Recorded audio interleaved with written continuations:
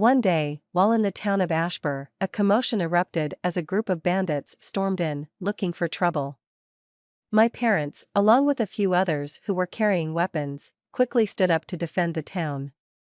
My father took out his gauntlets while my mother brought out a longsword, both of them fighting with ferocity and fearlessness. I, on the other hand, was left on the sidelines, unable to do anything except watch. It was then that I realized the powerlessness of being a mere infant in a dangerous world, but, as the battle raged on, something strange happened. A bright light emitted from my body, blinding everyone in sight. When the light faded away, I found myself floating in the air. My parents staring at me in shock. It was then that I realized that I possessed some sort of unusual power or magic, something that I never had in my previous life.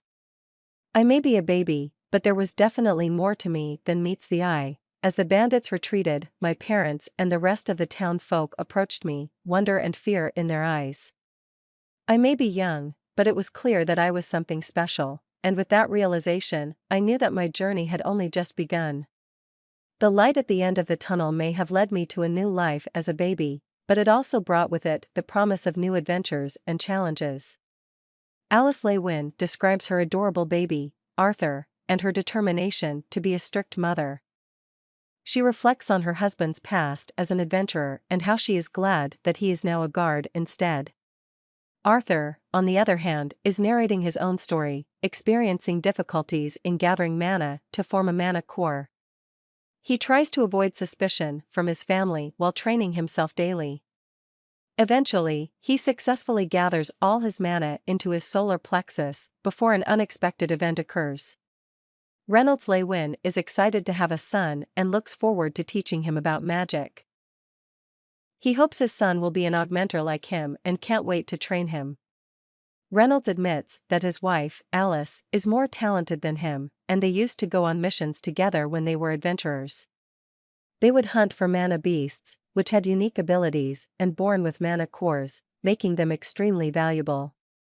Reynolds tells his son Art about their past adventures, hoping to inspire him to become an adventurer one day. When Art awakens at less than 3 years old, he causes an explosion that destroys most of their home. Reynolds and Alice are shocked but happy that their son awakened. After rebuilding their home, Art continues to learn about mana manipulation and physical training from his father. But he becomes impatient and wants to learn more. His mother manages to get him advanced books on magic, and Art starts to develop his skills further. Reynolds decides that it's time to get a proper mentor. The protagonist, Arthur, is a 4-year-old prodigy in mana manipulation. His parents, particularly his mother, are hesitant to let him leave home to go to a city called Xyrus for tutoring. The family is traveling with the ex-party members of Arthur's father, who are all skilled augmenters and conjurers. For a break, they stop and camp in the mountains, where Arthur's abilities are tested by one of the ex-party members.